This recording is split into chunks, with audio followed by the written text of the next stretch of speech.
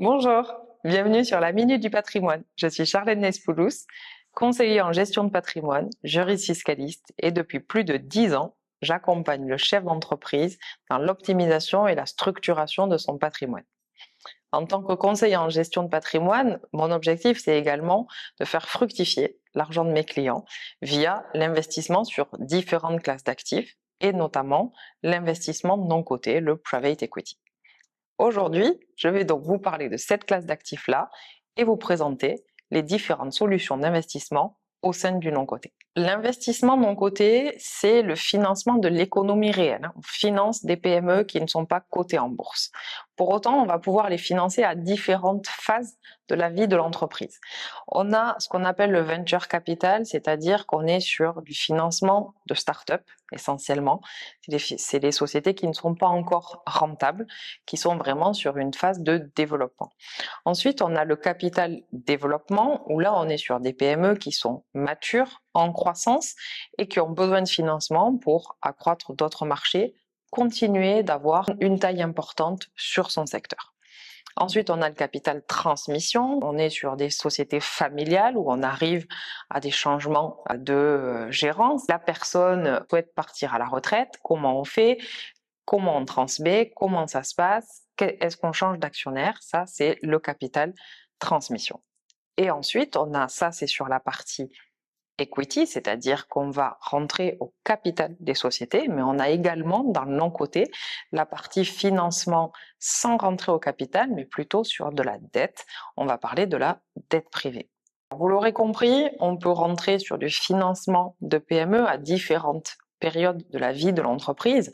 Quand on est sur du venture capital, on est donc sur des sociétés qui n'ont pas encore atteint un seuil de rentabilité, donc on a un risque qui est quand même important. Donc certes, le multiple de performance peut être important, mais on a des risques qui sont beaucoup plus importants parce que, vous le savez, une start-up, ça peut devenir une licorne comme elle peut disparaître.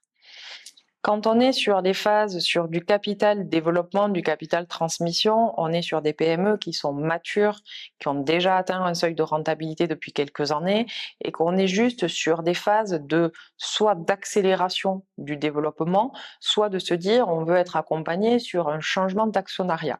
Donc on est sur quelque chose qui est beaucoup plus prudent, beaucoup moins de risques que sur la partie de venture capital, avec malgré tout des performances à la hauteur des attentes qui sont significatives.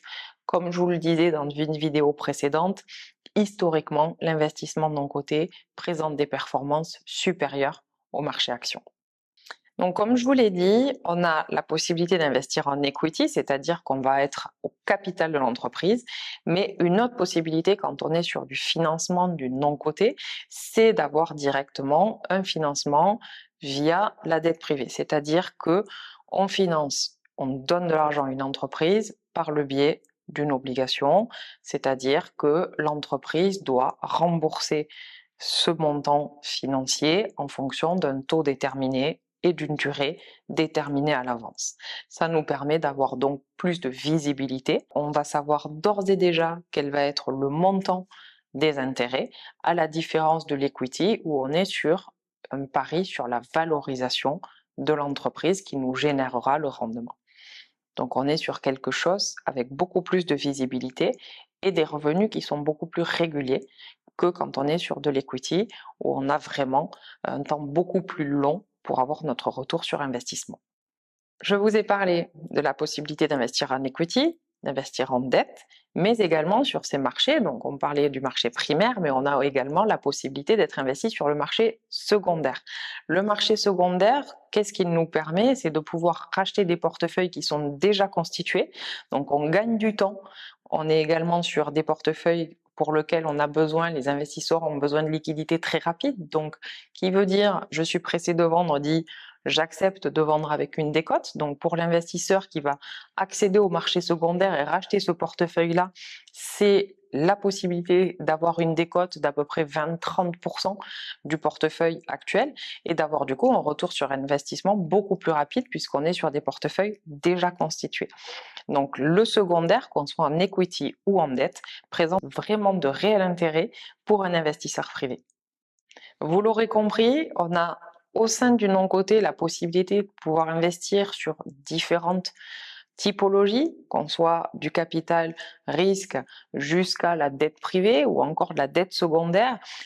Tout dépend en fonction de notre tolérance au risque, de notre horizon de gestion, de nos objectifs de placement. Est-ce qu'on a besoin de faire fructifier un capital avec des revenus rapidement ou au contraire, est-ce qu'on a un temps beaucoup plus long?